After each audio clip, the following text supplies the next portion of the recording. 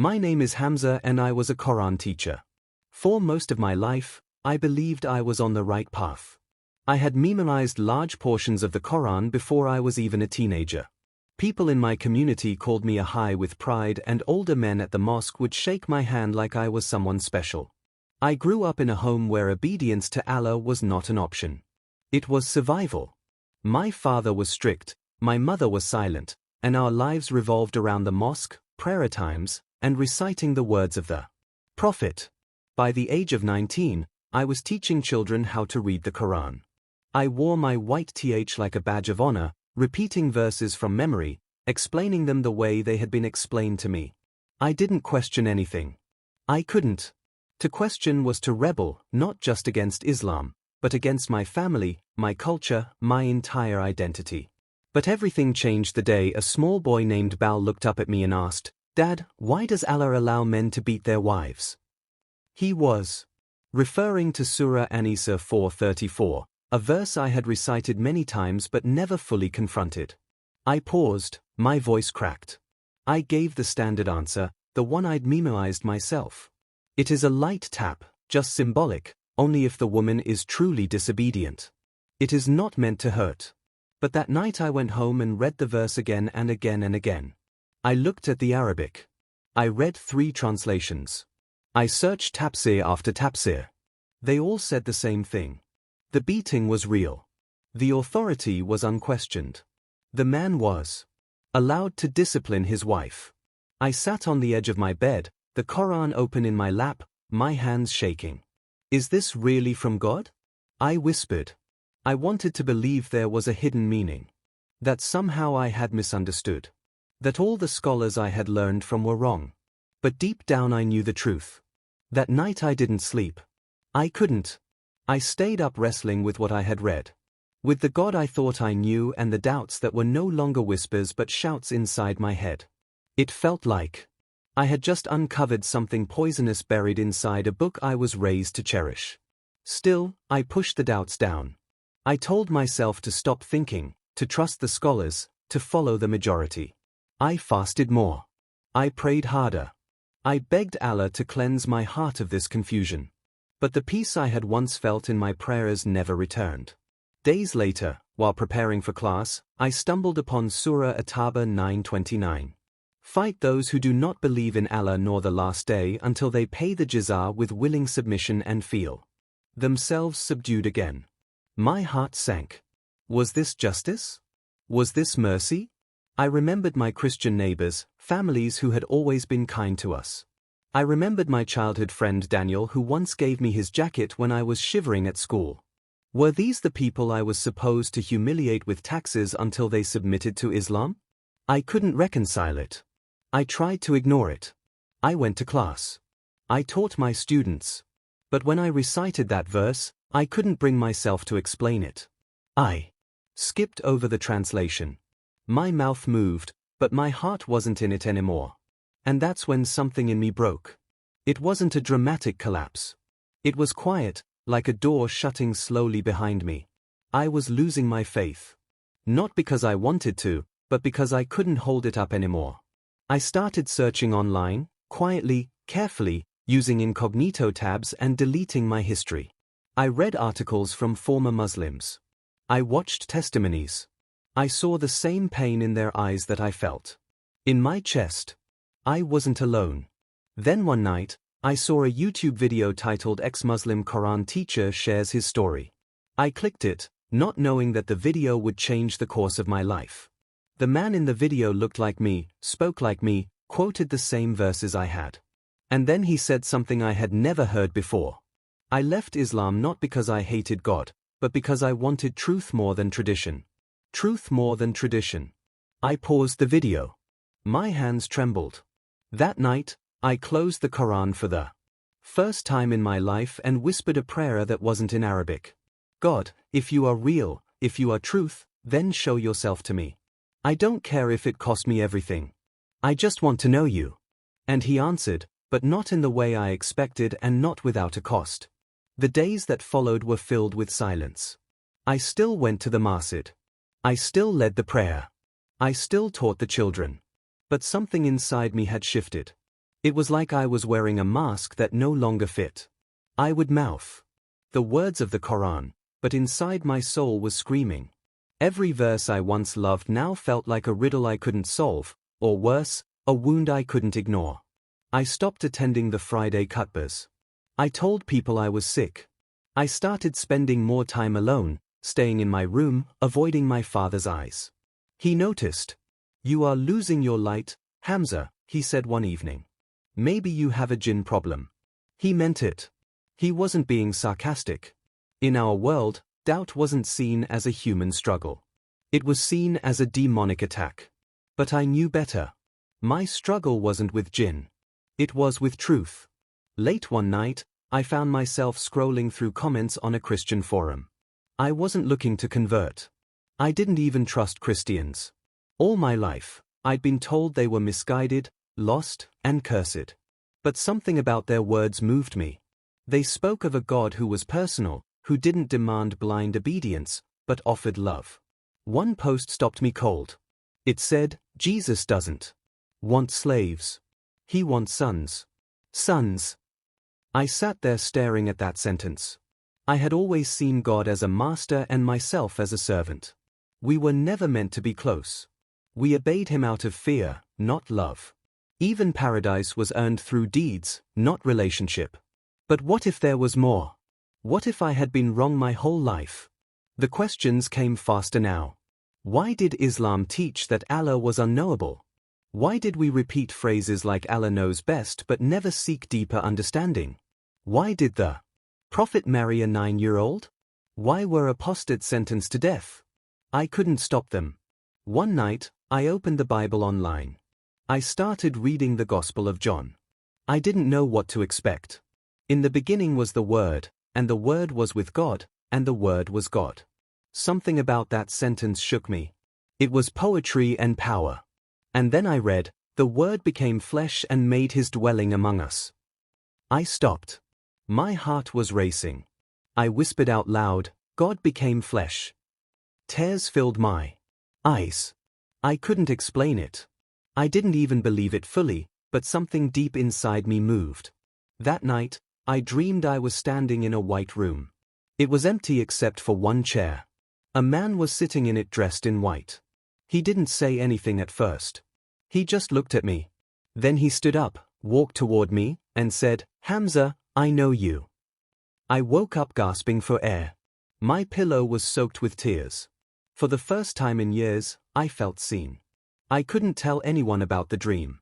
Not my parents, not my brothers, not even my closest friend, Ahmed. He would have reported me to the sheikh without a second thought. So, I suffered in silence. I kept reading the Bible in secret. I downloaded sermons. I listened to testimonies. My room became my sanctuary, my prison, and my battlefield. And the more I learned about Jesus, the more I started to question everything I had built. My identity on not just Islam but my pride, my status, my fear of being rejected. One night, I sat at my desk and wrote a letter to God. If you are the God of the Bible, the God who became flesh, then I want to know you. Not just follow rules, not just pray 5 times a day, I want to know you. But I'm scared. I don't want to lose my family. I don't want to be alone. Please show me what to do. That same week, I was scrolling online when I stumbled across a video from a former imam who had become a Christian. He said something that pierced my heart. The Jesus of the Bible isn't just a prophet.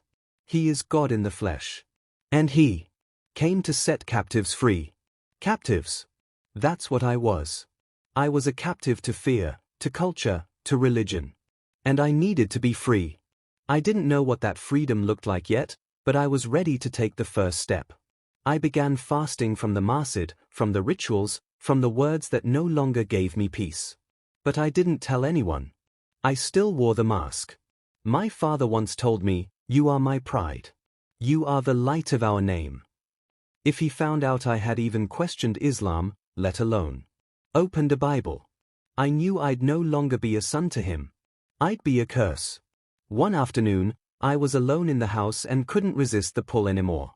I pulled out my hidden phone, opened the Bible app, and went to the verse that had been haunting me. John 14 verse 6. I am the way, the truth, and the life. No one comes to the Father except through me. That verse hit me like thunder. It wasn't just an invitation. It was a challenge. Jesus wasn't offering one of many paths. He was saying he was the only path. I read it again and again. Each time, something inside me broke and rebuilt itself. I stared at the screen for what felt like an hour. Then I heard the front gate slam. My younger brother had come home early. I quickly hid the phone under my pillow and jumped to my feet. But I had made a mistake. The Bible app was still open. Later that night, he came into my room without knocking. He wasn't smiling. He wasn't curious. He was cold. "What were you reading today?" I froze. My heart sank. I said nothing.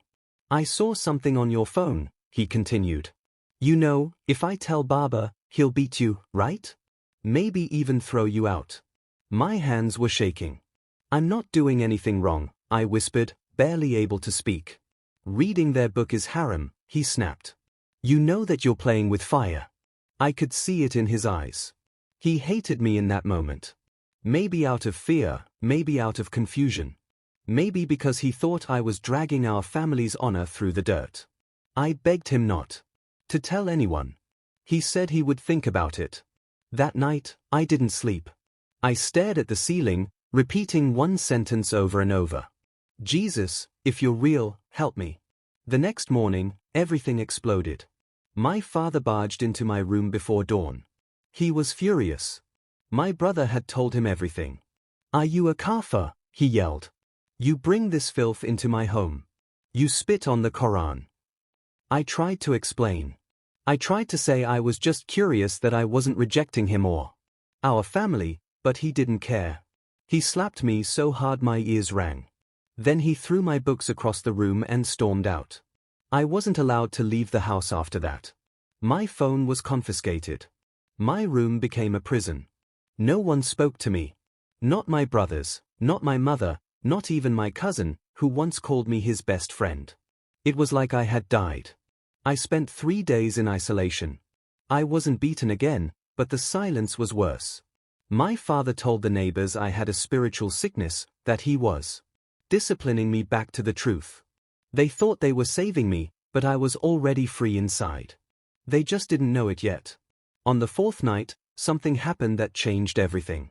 I had another dream. I was in a desert, alone and thirsty. I saw a man walking toward me, shining like the sun. I couldn't see his face clearly, but he knelt beside me and placed a cup of water in my hand. "Drink," he said gently. When I did, I felt alive, more alive than I'd ever been. I woke up, weeping. The next morning, I made a decision. I couldn't pretend anymore. I had to leave. Not just the house, but the system, the cage, the expectations, the lies.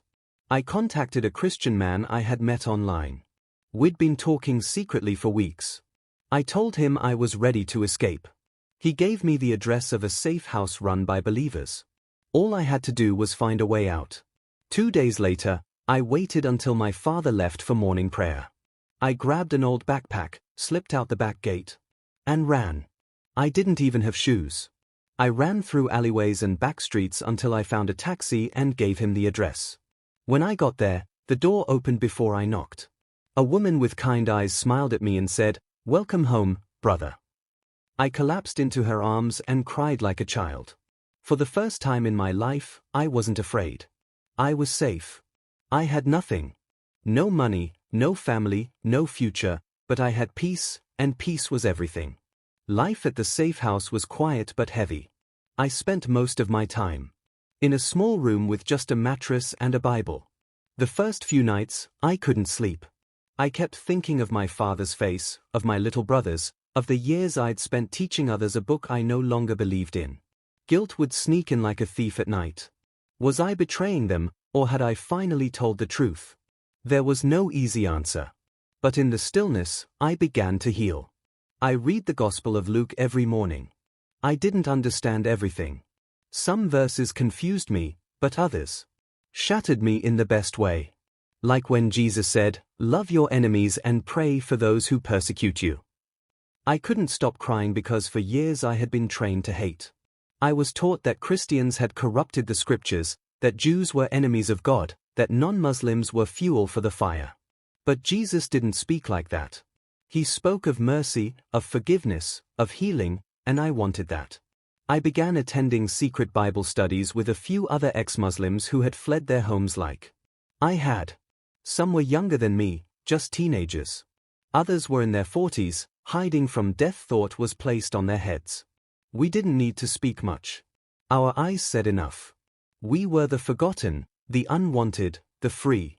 One evening, the pastor who ran the house sat with me on the front porch. He was an older man, quiet but firm. The kind of presence that made you feel safe even when everything inside you was shaking. He said, "Hamza, I know you're still searching. That's okay, but Jesus isn't waiting for you to clean yourself up before you come to him. He already made the first move. He just wants your heart." I didn't say anything. He continued, "If you're ready, we can pray together. No pressure, just invitation." I nodded. I don't know what words I used that night. I wasn't eloquent. I didn't have perfect theology. I just knew one thing. I believed Jesus was real. I believed he had been walking with me long before I noticed him. And I wanted to follow him. So I bowed my head and, for the first time in my life, I didn't pray out of obligation or fear. I spoke freely. "Jesus, I don't know everything about you, but I believe you are the Son of God. I believe you died for me and I want to give you my life. Help me. Heal me. Lead me." I said, "Yin." And something broke open inside me. I don't know how to describe it. It was like a flood of warmth washing through my chest. Not just emotion, not just relief, but something deeper, like I was finally home. I looked up and the pastor was crying, too. "Welcome to the family," he said. That night, I slept with peace in my bones. Real peace. Not the kind I used to fake when bowing my head on a prayer mat. Not the kind I forced through repetition, but the kind that came from knowing I was fully seen and still loved. The next few weeks were a blur of learning and unlearning. I had to relearn how to think, how to trust, how to speak without filtering every word through the fear of blasphemy. Sometimes I still flinched when I heard the adhan echoing from a nearby mosque. Trauma is sticky like that, but I no longer bowed to it. I no longer belonged to fear. One day, I stood before a small group of believers in a hidden house church and gave my public testimony.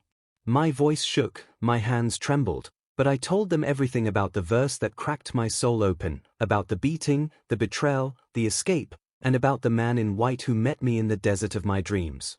When I was done, they clapped, not out of celebration, but out of shared pain and shared hope. That week, I was baptized in a nearby river. The water was cold. My body shivered, but as I came out of it, I felt a weight lift. I didn't even know I was still carrying. A man hugged me and whispered, "Your old life is buried, brother. You've been raised with Christ." I wept because it was true. I wasn't a Quran teacher anymore. I wasn't a prisoner of shame or a slave to approval. I was a child of God, and I was free. It's been 2 years since I left. 2 years since I walked away from the life that defined me, the religion that raised me and the family that once worshipped the ground I walked on. I haven't heard my father's voice since the day he struck me and called me a disgrace. My mother called once, just once. She didn't say much, only this: "You are dead to us. May Allah deal with you." Then the line went silent. Sometimes I replay that call in my head and wonder if she cried after hanging up or if she deleted my number and wiped her hands clean. I'll never know.